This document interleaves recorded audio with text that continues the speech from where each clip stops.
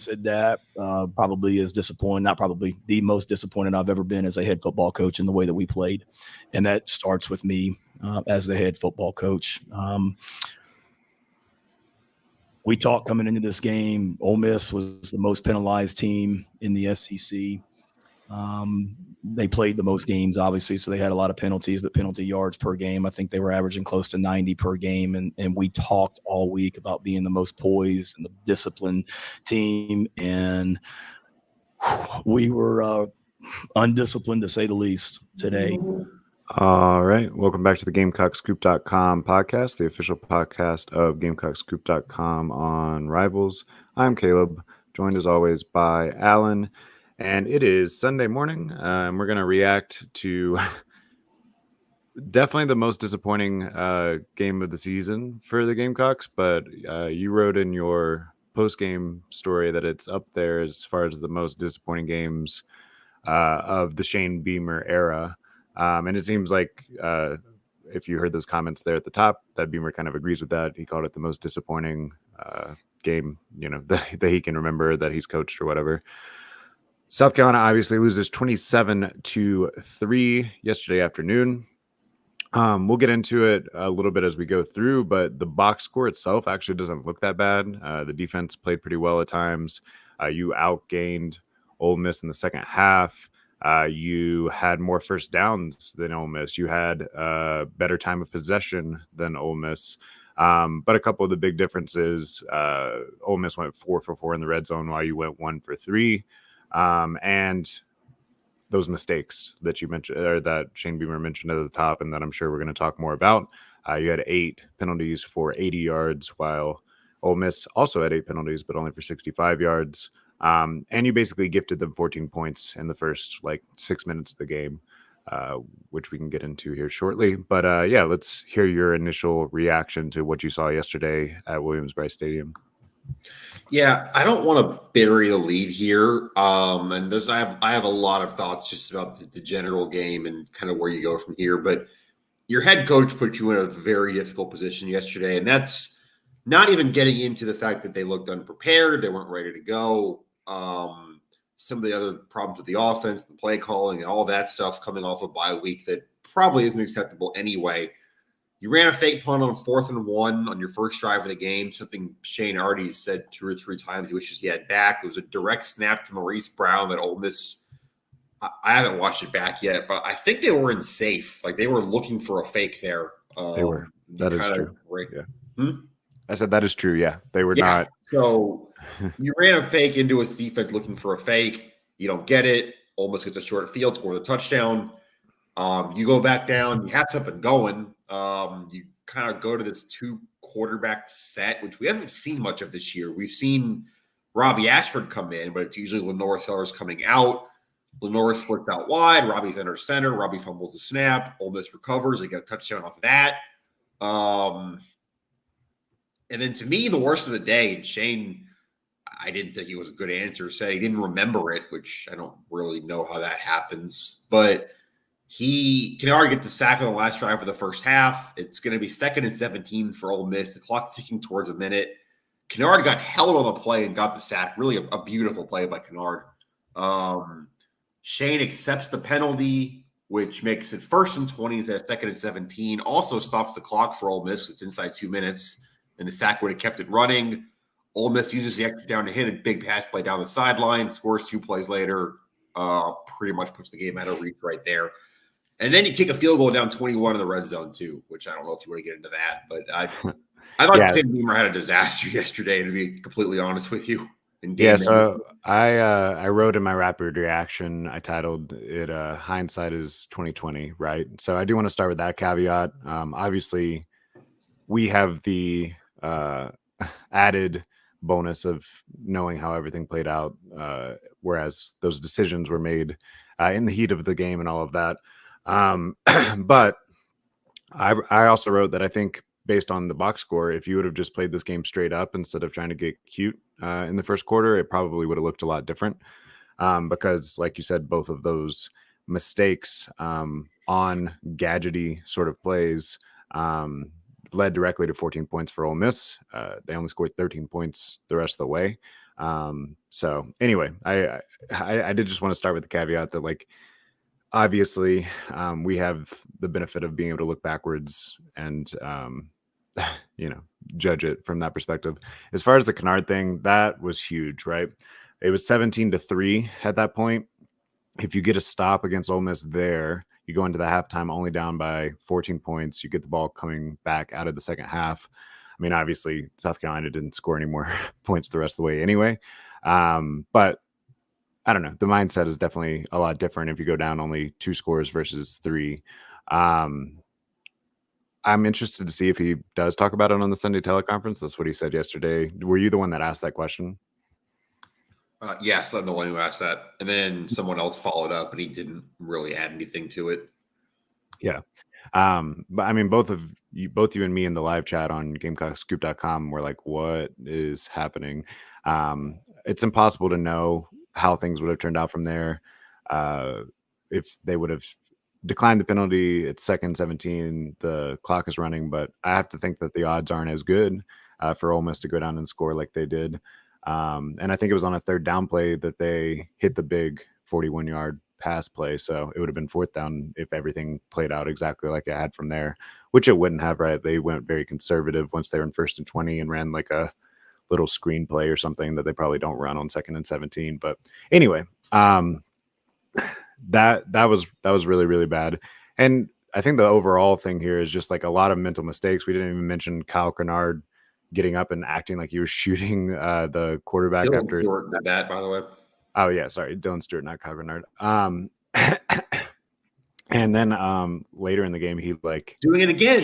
Yeah, he shot at his teammates, I guess, which I guess is more acceptable for the refs or whatever. Mental errors, right? You mentioned, I don't know if you mentioned yet, but there were 4 offsides penalties on Ole Miss third downs. A lot of those ended up leading directly to conversions. 4. I want to add too. That's 4 on 4 different D linemen. This isn't like one guy who's getting overeager. Like, this is a group problem. Yeah. So to me, and this is maybe what the theme of this episode is going to be, is I still think South Carolina might be a pretty good team, but they are not good enough to overcome all of these mental mistakes. I mean, we saw a team like Vanderbilt yesterday take down the number 1 team in the country because they played mistake-free football. Obviously, South Carolina's got more talent, I think, than Vanderbilt does or whatever. And, whatever. One game, if that game got played 100 times, all that stuff. But point being, I when you play a top-flight SEC team and you are not as talented, maybe even, then you're not going to be able to come out of that with a win very often if you make that many mistakes. Yeah, I think I wrote it in the story. I think you can just say at this point, through 5, basically half a season's worth of football, a regular season at least. This is an undisciplined football team. I mean, 41 penalties in 5 games, 376 penalty yards. It's been different stuff every game too. It's not like, again, if it was one thing you could just kind of nail down and fix, that's one thing. If it was one player, maybe a couple of players who just kind of had a penalty problem, okay. It's everybody. I don't think there's really anything you can look at. You had 2 more OPIs yesterday. Another holding call took out a run. A DPI there in the 3rd quarter on an Ole Miss scoring drive. It's everything. Well, you posted something pretty damning yesterday, and like you said, this is kind of becoming a trend at this point. At the end of the 3rd quarter, and I think they didn't end up picking up another one in the 4th quarter, but at the end of the 3rd quarter, you said they had 41 penalties for 376 yards in 19 quarters of football so far. And if you pace that out, I think you said they would have over 900 yards of penalties if that kept it up. pushes 1,000 yards for the season. Right. Yeah. That's not a way. That's not sustained football. I get it. You're young in a lot of ways. You are piecing it together with freshmen and portal players outside of the stability that you have on the interior defensive line and linebacker. DBs, I guess the defense is a little bit better, but still, So I don't know. What's the path forward, I guess, here? We still have a lot more to talk about with this particular game. But one thing I am starting to see more and more on the message boards, on Reddit, on Twitter, is some fire directed towards offensive coordinator Dowell Loggins.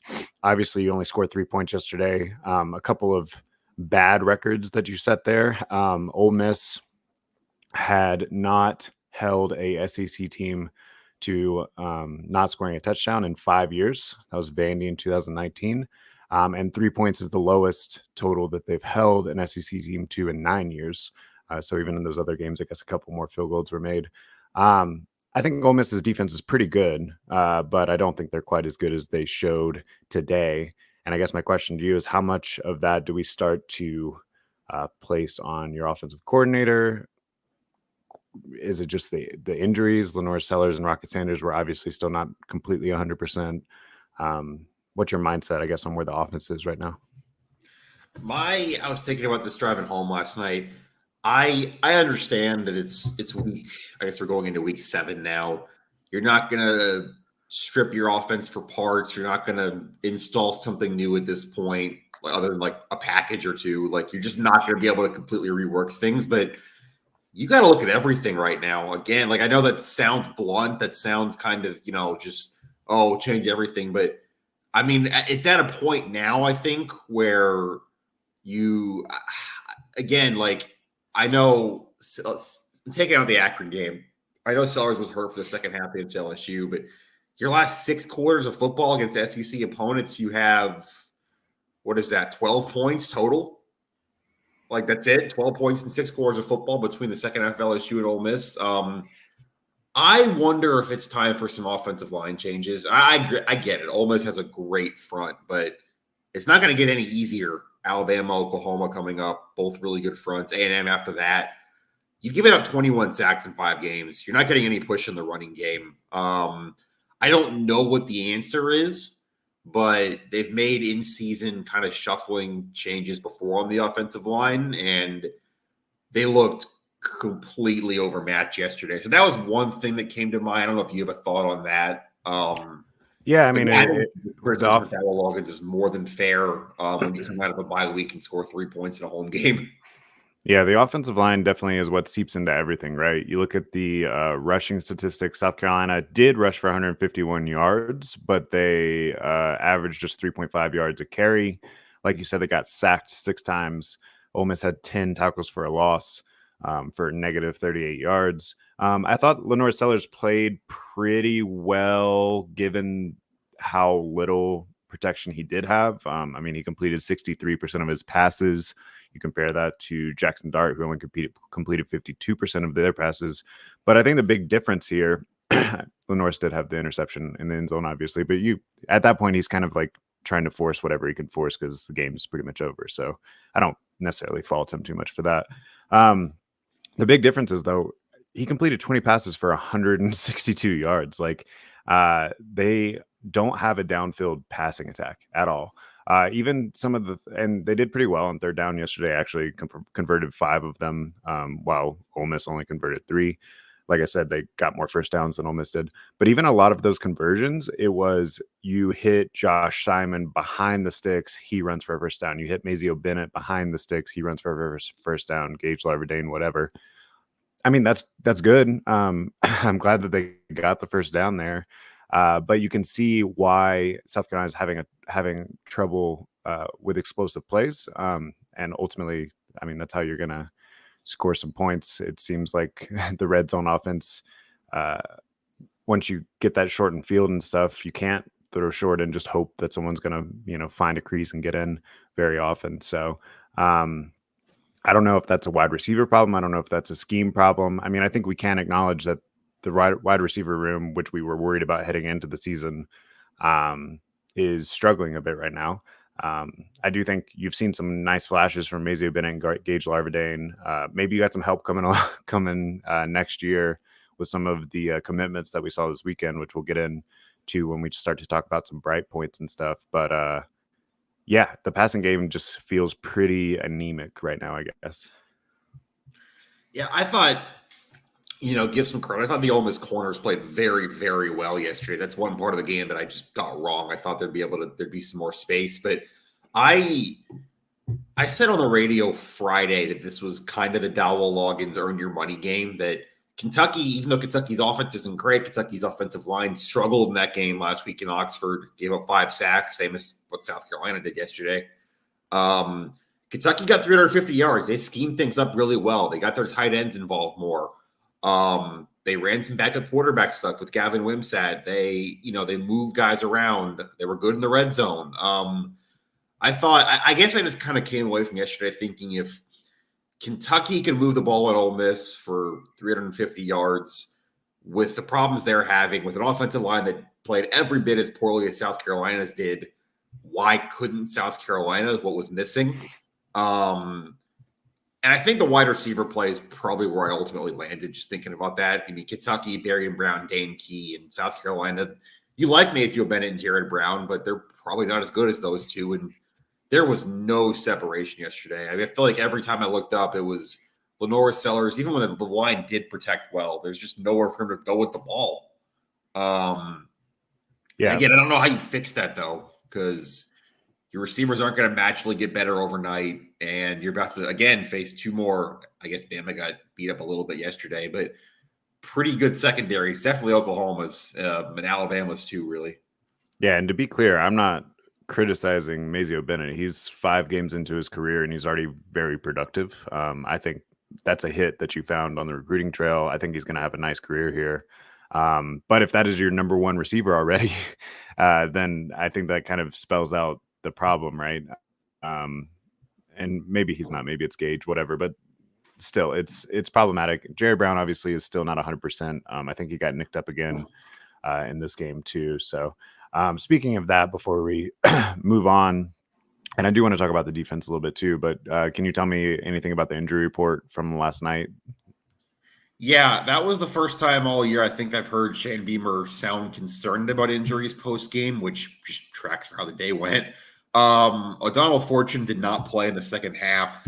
Beamer just called it an upper body injury.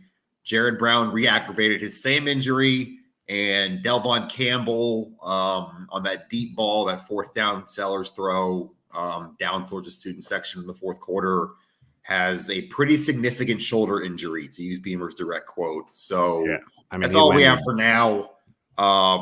Campbell wasn't playing a ton anyway, but it still obviously doesn't help your wide receiver room, especially, and we hope all those guys are okay, of course. It doesn't help, especially if Jared Brown's, re-aggravated something. And I mean, geez, if OD Fortune's out, your cornerback room suddenly looks really thin too.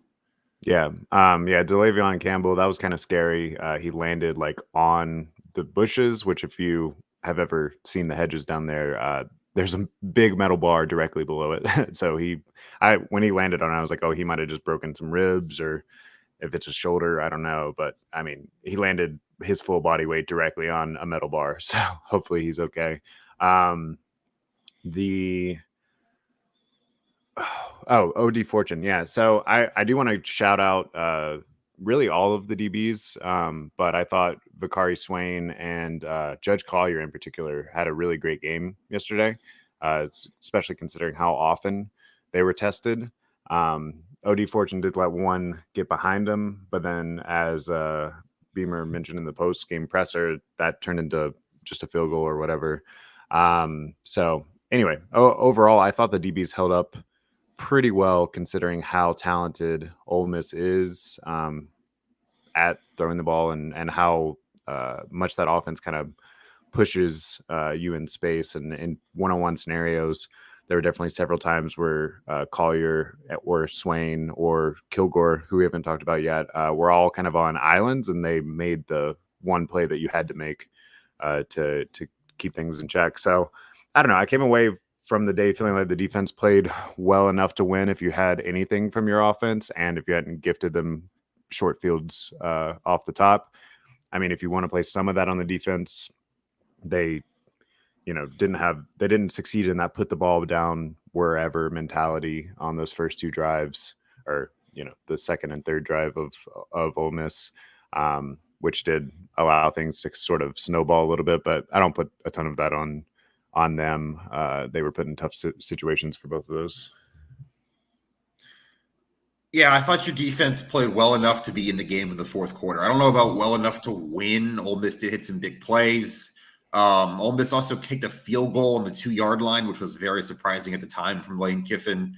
I will shout out DQ Smith, too, and Beamer did the same in postgame. Made a great kind of hustle play on a crossing route to Juice Wells. It looked like it was going to be a touchdown. Gets to the pylon before Juice does, forces the fumble out the back of the end zone for a touchback. That saved the touchdown.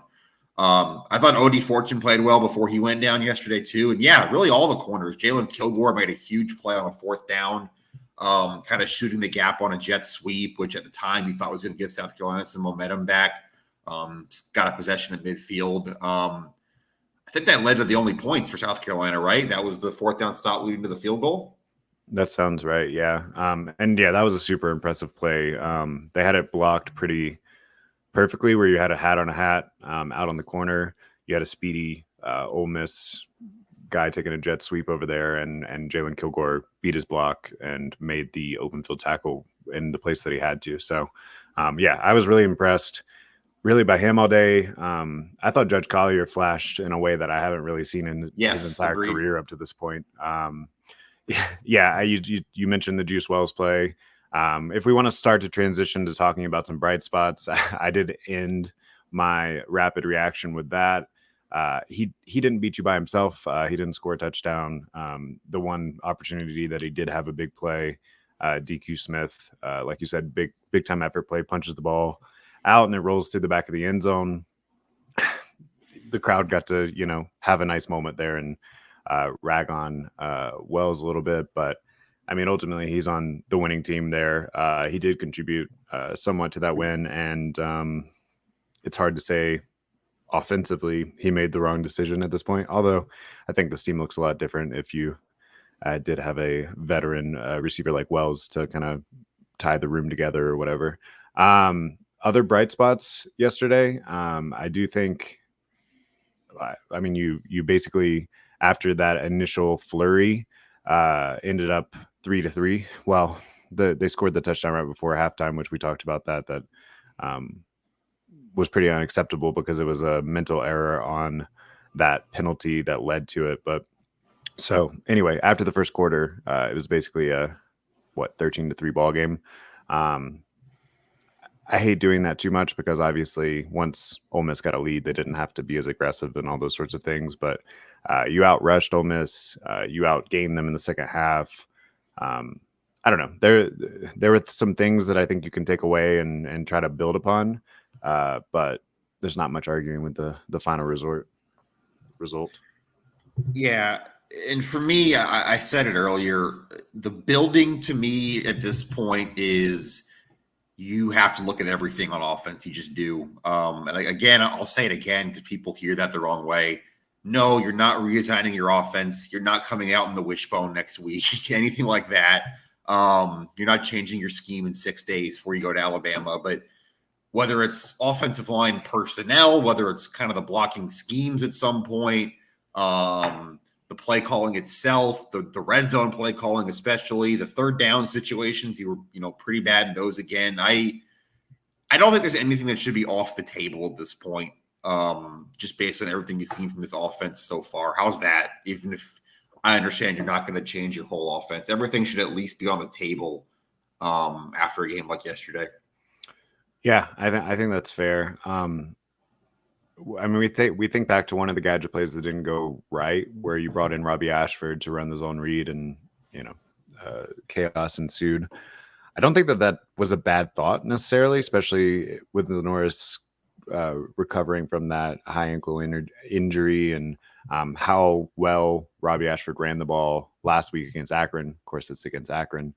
I don't know. Maybe that's something that you still go back to the well on, even though obviously it led to a disastrous play this past weekend. I don't know what the solution is, especially when you have a pretty big game coming next week with a trip to Alabama, a now very focused, I would think, Alabama team after what happened to them yesterday. If we're looking at bright spots again, though, that's a pretty good example, right? Alabama fell yesterday. Tennessee fell yesterday. Mizzou fell yesterday. 2 of the 3 of those were against unranked teams. There's a lot of parity this year in the SEC, I think. And I think on your good weekends, you've shown that you can compete with the upper half of the SEC, but this was definitely not a good weekend. And the question becomes, which one was the fluke? Was it this weekend or was it the LSU game? Yeah, and I said it on the show. What do we do? Thursday, Wednesday, whatever we recorded this week. I just don't think next week's attainable. Maybe famous last words. Someone will clip me for that, but I just don't think next week, especially now that Alabama's coming home, angry, focused, whatever you want to call it. So at that point, you're 3-3 at the turn. You got to go to Oklahoma. A&M looks a lot tougher than it did 24 hours ago. Quietly 5-1 and just completely blew Missouri out. Vandy looks a lot tougher than it did 24 hours ago.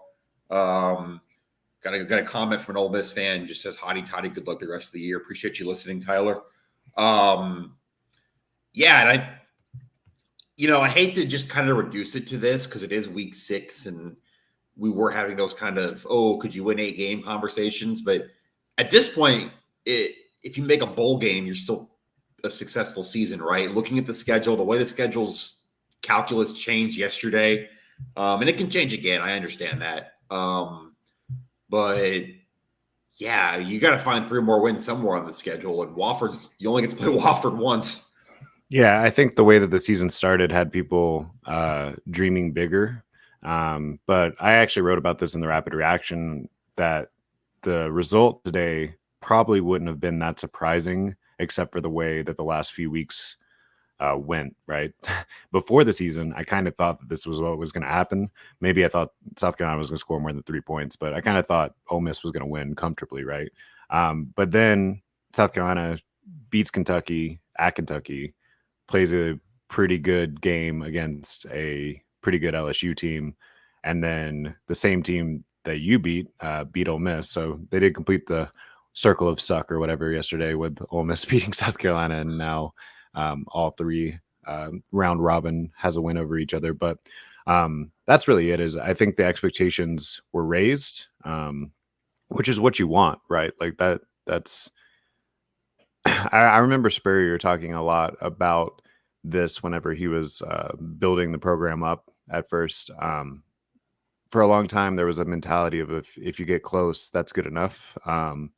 And he wanted to raise the expectations to the point that you were disappointed when things didn't quite happen. I think you can give Beamer some credit for the way the season started and the way that expectation is starting to shift. But then you gotta, sort of eat your crow, or you gotta deal with the ramifications of that whenever you lay an egg like you did yesterday. Yeah, no argument here on that. Again, I keep going back to it. Laid an egg off a bye week in a game where your coaching staff puts you in a bad position to win. I don't have any qualms saying that. I'm not saying South Carolina wins the football game if you accept or decline the Kennard penalty, if you don't fake the punt in the first quarter. You scored 3 points. That's ultimately where this all comes back to. But you almost play with one arm tied behind your back for most of that game. And I don't know how you fix that either. That's not even going into the penalty situation, the discipline, the fact that, if Odie Fortune's missing any time, your cornerback room looks thin. All these problems that are mounting before you go play Alabama at their building next week. I think it's a little bit too early to say season spiraled, but I think you might have started it yesterday if you can't stop the bleeding here pretty quick.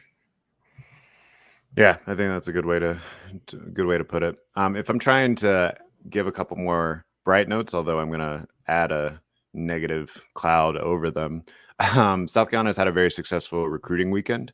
On Friday, 2026 4-star wide receiver Jordan Gidron reclassified to the 2025 class, just like Donovan Murph had done a few weeks before.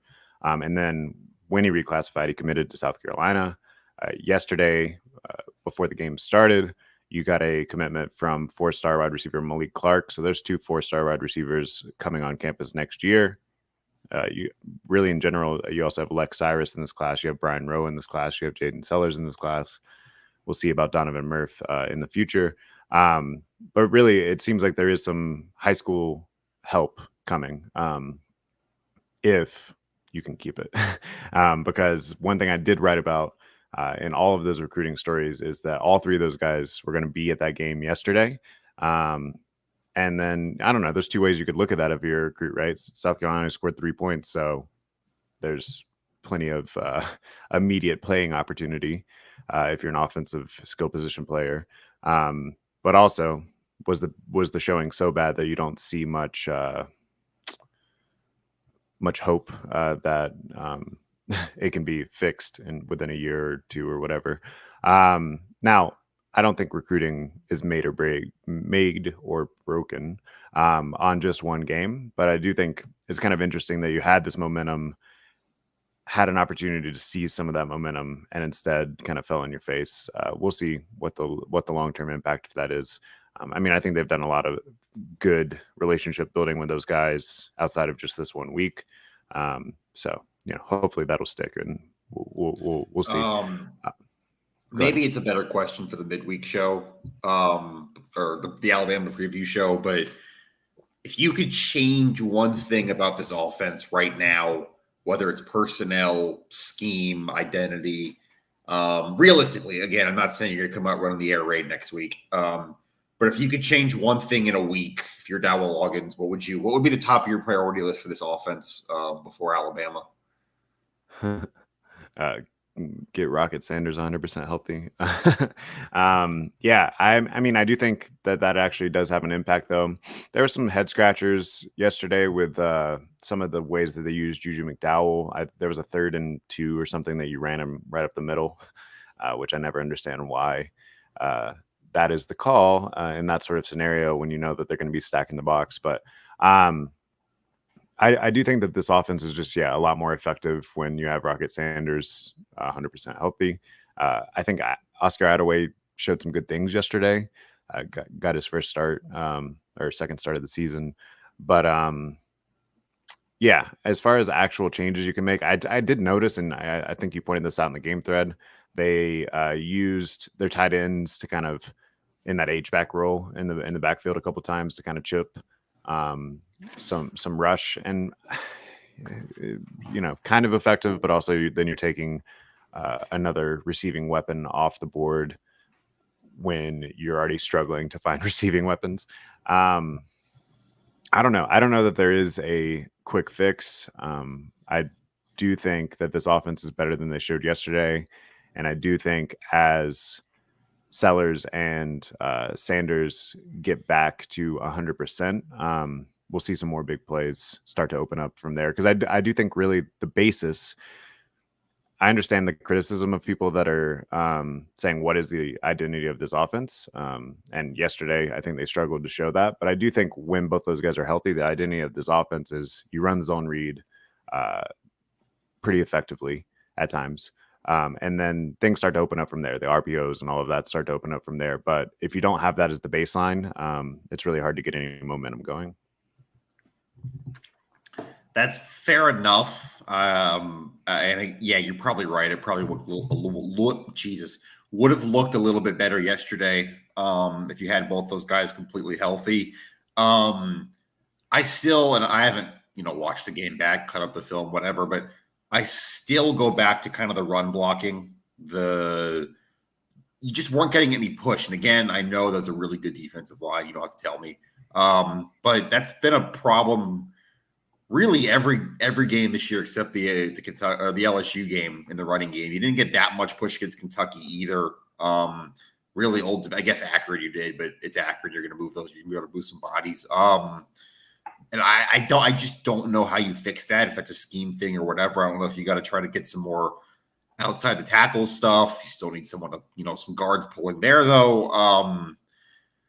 I really don't know what the answer is, but I think you're right. It does probably start in the running game. But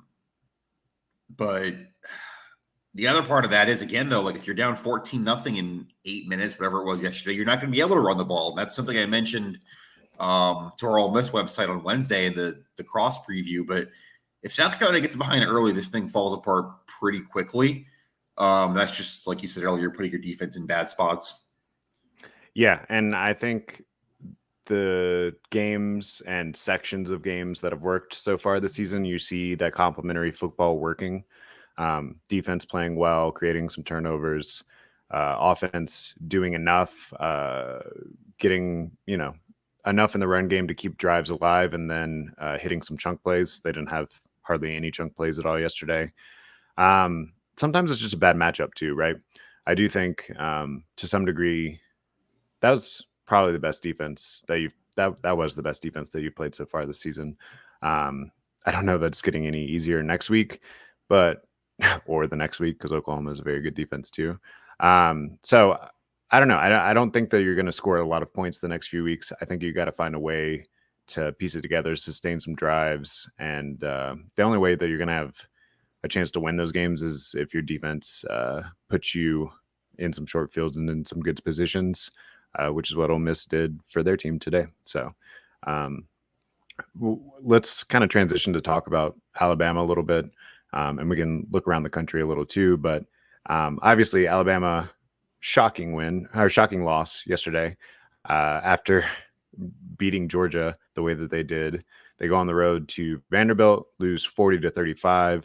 I mean, just amazing scenes. That, like, I was texting you and my dad yesterday, just like, that's the reason that we fell in love with this sport, right? Like, just any given Saturday, any given team sort of mentality. I don't want to act like it was completely fluky. Vanderbilt's pretty good, especially offensively. Diego Pavia is a dude, and he's shown that kind of throughout the season. They very easily could have been 4-0 heading into that game. They lost 2 close games. And yeah, it all kind of came together for them on their home field yesterday. I think Alabama definitely played down to Vanderbilt a little bit there. And then once Vanderbilt had enough belief in the second half, it was kind of too late once Bama did start to turn it on, because they definitely eventually did, but couldn't stop Pavia defensively. Does any of that matter for next week? And what have you seen from that Bama team up to this point in the season? I'll let you answer that, but my initial reaction is that the mental aspect of it could be interesting, because this is obviously Kalen DeBoer's first loss as a head coach there. They had the highest of expectations, but with the 12-team playoff, it's not like they are out of it or anything at this point. Yeah. First of all, I want to shout out the Vanderbilt students who carried a goalpost almost 3 miles yesterday. For those of you who have ever been to Vanderbilt football stadium and have ever been to Broadway, those 2 places are not close together. So getting the goalpost from one to the other is not a small feat. So good for the Vanderbilt students there. As for Alabama, I think what you're seeing is a really good, explosive, dangerous offense. I mean, even yesterday put up 35 points, hit 2 50-yard pass plays. Ryan Williams is amazing, 17-year-old wide receiver. But a defense that's still kind of finding itself. Defense that, really, I mean, what is that? The second half against Georgia in yesterday's game, they've given up, I mean, I can do math, 61 points in the last 6 quarters of football. I think that's maybe, I don't even want to say where you attack it because your offense is so messed up right now. But Vanderbilt ran the ball for 166 yards yesterday. Like, a lot of quarterback runs. Diego Pavia had 20 carries. Maybe if you can get the zone read thing going, all the stuff we just talked about in the last question, there might be some ways to get some yards and move the ball. That's being optimistic. I think Vanderbilt's got a much more, I can't believe I'm saying this, a much more dangerous passing game than South Carolina does right now. And obviously those two set up each other. And I think, put it this way, like, Vanderbilt had to score 40 points to win the game yesterday. Your defense is probably better than Vanderbilt's. Maybe, I don't know, you hold Alabama 10 points lower. So you're still going to have to score 30 next week probably to have a chance. Like, I think that's something we would both agree on. And I don't know how you go from 3 to 30 in a week. Yeah, in Tuscaloosa. Just on that point though about Alabama's defense, you want to hear a really fun stat? Always. Alabama allowed more points to Vandy yesterday than every game they've played against them since 9/11 combined. Like if you add them all together. Yeah, and I mean, there were a lot of great stats flying around yesterday. First time ever that Vanderbilt's beaten a top 5 opponent. I saw that was the first time that Vanderbilt beat a ranked opponent and Tennessee lost to a ranked opponent on the same day since 2007. And I'll be honest. I know where South Carolina's going next week. I know what's on the schedule. The bigger takeaway for me was Vanderbilt. For South Carolina perspective, at least, was you're coming into that stadium in a month, and that was kind of one of the games you were counting on to make a bowl game. And I don't know if you can say with confidence that you walk in there and win the game. Yeah, I think when you look forward at South Carolina's schedule compared to the way that we were looking at it before, I think maybe Mizzou has moved more into toss-up territory, but so has Vandy. Whereas before it felt like Mizzou was a sure loss and Vandy was a sure win. Now those both feel a little more toss-uppy, but I don't know. We have a long way to go between now and then. What does success look like for South Carolina at Alabama? Does it only look like you have to go in there and come out with a win in a place that hardly anyone wins? Or can you still feel encouraged by what you see next week in other scenarios? Success is you got to find something, anything on offense. That's kind of where it begins and ends with me. Just I'm using an extreme example. If you lost the game 6-3 next week, 10-3, 10-7, anything like that, I don't think you feel as good as if you lost, I don't know, 30-27, 27-24. Even if it's the same amount of points or a margin, you got to find something for this offense at this point. It's too late in the year for it to look this discombobulated. It looked, honestly, I can't remember who said it yesterday, but it looked like a week 1 performance, the kind of stuff that's just, up and down, not or sloppy up and down, not efficient. The stuff you would expect in a first game of the year, but it's your 5th game and that can't happen. So you got to just look clean, and you got to look cleaner too. I don't know how you fix that. I don't know if they're going to change anything in practice this week. We won't hear from until Tuesday. But the penalty thing is, we already addressed it. You can go back and listen to it on the show today. But I'm going to go ahead and say if you have another 80 penalty yards, you're probably going to lose next week without knowing any other details. Yeah, I mean, I think that's more than fair. Any other things from around the country that you wanted to react to? I think it's pretty interesting that Arkansas beats Tennessee again, though. That's night game at Arkansas Stadium. Arkansas's looked pretty good, honestly, up until this point of the season. They have a couple of close losses as well. I think the SEC is really fun right now. Texas is the only undefeated team left. Texas A&M is the only undefeated conference team because Texas hasn't played any conference games yet. Does that sound right? They got one. They played Mississippi State last week. I can see how you'd forget Mississippi State's in the league right now, but they do have one. Yeah, but really outside of Mississippi State, it feels like every team in the league has a shot to win on any given week. And I think that's super fun. And we were talking yesterday, you're probably going to have a 9-3 SEC team make the 12-team playoff, maybe more than one. And I'm having a blast with this season. I mean, you mentioned 2007 before, and that's kind of what it reminds me of for those of you that were watching college football back then or alive back then. That was the most chaotic, fun college football season in recent memory. Pretty much every week for a while there, the number 1 or number 2 team lost. I think it was 5 weeks in a row or something like that. We haven't quite reached that level yet, but yesterday was one of the most fun college football Saturdays that I can remember in a long time. Yeah, I think I saw it was the first time since 2016 that 4 top 10 teams lost in the same, or maybe it was 2 top 5 to unranked, something like that.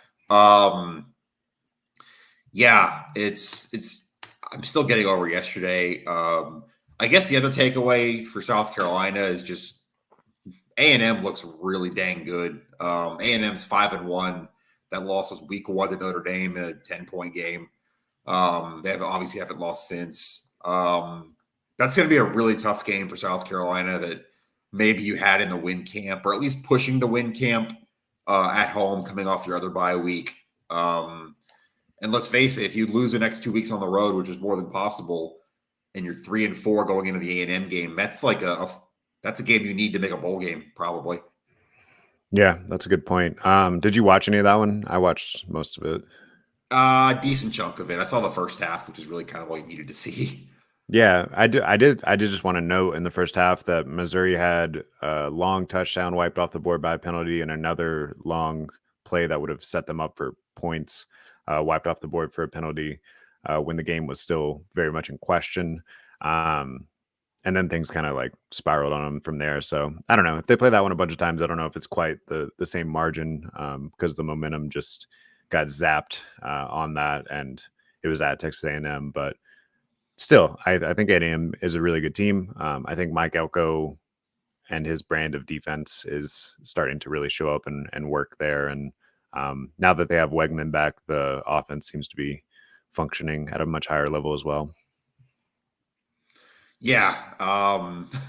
And my other national thought, kind of on that point, I was thinking about it at halftime, but the A&M game was, man, the first A&M Texas game back is going to be fun and probably very important for both teams.